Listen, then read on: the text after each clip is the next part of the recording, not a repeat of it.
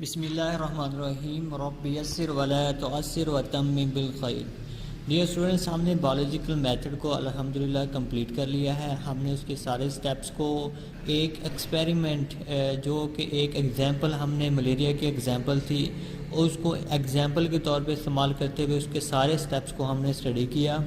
تو آج پھر ہم اپنے نیکسٹ سٹیپ کی طرف جاتے ہیں، جو کہ ایک جب بایولوجیکل پرابلم ہے اس کے بارے میں جو ہائپوتھسس ہوتا ہے، جب اس کو ایکسپیریمنٹ کے ذریعے سے پروو کر دیا جاتا ہے تو اس کے بعد بھی سٹل اس کی فردر ٹیسٹنگ، اس کے اوپر فردر ایویلویشن جاری رہتی ہے۔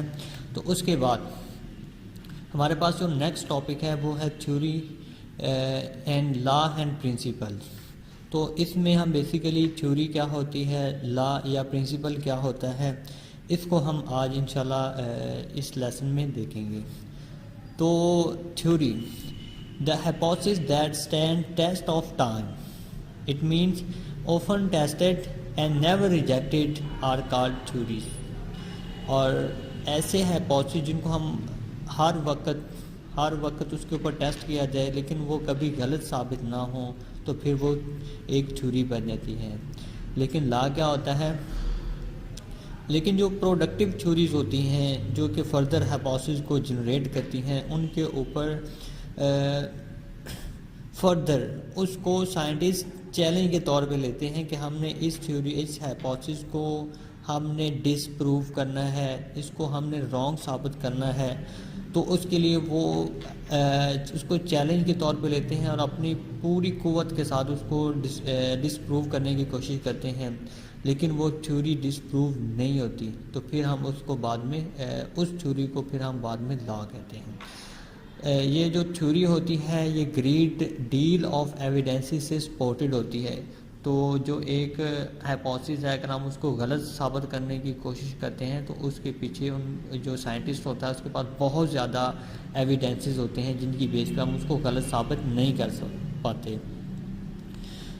لیکن جو اگر سائنٹسٹ نے اپنی پوری کوشش کی ہے کہ ہم اس تھیوری کو آپ غلط ثابت کریں گے، یہ ڈاؤٹ فل اپروچ ہے، اس کے باوجود بھی اگر ایک تھیوری سٹینڈ ہوتی ہے تو پھر ہم اس کو کہتے ہیں کہ یہ ایک لا ہے یا یہ ایک پرنسپل ہے۔ تو ایگزامپل تھیوری کی ہے جرم تھیوری آف ڈیزیز، جو کہ ہم نے پہلے بھی اپنے ملیریا کے ایگزامپل میں بھی پڑھا ہے کہ یہ وہ تھیوری تھی کہ جس میں سائنٹسٹ نے کہا تھا کہ جتنی بھی بیماریاں ہیں وہ جرم کی وجہ سے کاز ہوتی ہیں۔ ایک یہ تھیوری ہے شلیڈن، شوان اینڈ ریڈولف ویچو کی سیل تھیوری، یہ بھی ہمارے بایولوجی میں ایک تھیوری ہے۔ لیکن اگر ہم لاز کی ایگزامپل دیکھیں اس میں ہے ہارڈی وینبرگ تھیورم، یہ بیسیکلی یہ جینو ٹائپ اور فینو ٹائپس کو فائنڈ کرنے کے لیے تھیورم ہے۔ مینڈلز لا آف انہیریٹنس، یہ بھی ہمارے پاس بایولوجی میں لاز ہیں۔ تو یہ بیٹا آج کا ہمارا چھوٹا سا ٹاپک تھا، اس میں آپ نے جو ہوم ورک کرنا ہے تو وہ ہوم ورک میں آپ کو بعد میں بتاتا ہوں۔ اس سے پہلے ہم جتنا بھی ٹاپک تھا اس کا ہم جنرل پھر سے اوور ویو لے لیتے ہیں۔ اوور ویو اس طرح سے ہوگا کہ سب سے پہلے جو بایولوجیکل پرابلم ہے اس کو ریکگنائز کیا جاتا ہے۔ ریکگنائز کرنے کے بعد اسے آبزرویشن کی جاتی ہے، آبزرویشن کرنے کے بعد ہائپوتھسس بنایا جاتا ہے، ہائپوتھسس کے بعد اسے ڈیڈکشن کی جاتی ہے، ڈیڈکشن کرنے کے بعد ڈیڈکشن پہ ایکسپیریمنٹ کیا جاتا ہے۔ اس میں ہم دو گروپ بناتے ہیں، ایک ایکسپیریمنٹل گروپ ہوتا ہے اور ایک کنٹرول گروپ ہوتا ہے۔ اس کے بعد پھر یہ جو ایکسپیریمنٹس ہیں ہمیں جو ریزلٹ ملتے ہیں ان کو ہم سمرائز کرتے ہیں۔ سمرائز کرنے کے بعد ہم اس کو کس فارم میں کرتے ہیں، اس کی ڈیٹا کی آرگنائزیشن کرتے ہیں، ڈیٹا انالیسس کرتے ہیں۔ یہ دو ٹاپک ابھی ہم بعد میں پڑھیں گے کہ ہم اپنے جو سمری ہے ریزلٹس کی وہ کس طرح سے تیار کرتے ہیں۔ تو اس کے بعد اگر یہ ریزلٹس پروو ہو جاتے ہیں، اگر یہ ریزلٹس پروو نہیں ہوتے تو پھر یہ بایولوجیکل پرابلم ہی رہتی ہے، وہ اس کا سولوشن نہیں ملتا۔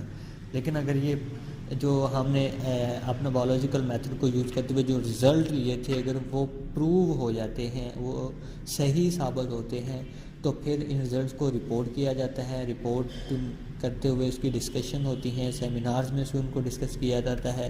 اس کے بعد اس کی فردر ٹیسٹنگ ہوتی ہے، فردر ٹیسٹنگ کرنے کے بعد وہ تھیوری بن جاتی ہے۔ تھیوری کی جب فردر ٹیسٹنگ ہوتی ہے تو پھر وہ کیا بن جاتا ہے، لا یا پرنسپل۔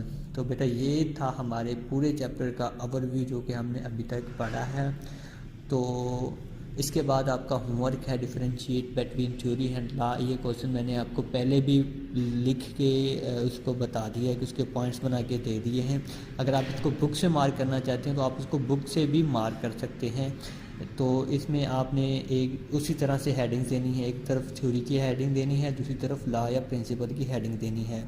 اس کا آپ نے پہلا پوائنٹ یہاں سے لے کے تھیوریز تک لکھنا ہے، اور دوسرا پوائنٹ آپ theory is supported by great deal of evidences, یہاں سے دوسرا پوائنٹ لکھنا ہے۔ تیسرا آپ نے ایگزامپل کا یہ پوائنٹ لکھنا ہے، یہ آپ کی بک میں نہیں ہے۔ اس کے بعد جو آپ نے لا کی ڈیفینیشن لکھنی ہے، ٹھیک ہے، اس کا پہلا پوائنٹ یہاں تک لکھ دینا ہے، دوسرا پوائنٹ یہاں تک لکھ دینا، اور تیسرا پوائنٹ ایگزامپل لکھ دینی ہے۔ تو یہ آپ کا یہ شارٹ کویسچن اٹیمپٹ ہو جائے گا۔ تو بیٹا یہ تھا آج کا ہمارا لیسن۔ گڈ لک، السلام علیکم ورحمۃ اللہ وبرکاتہ۔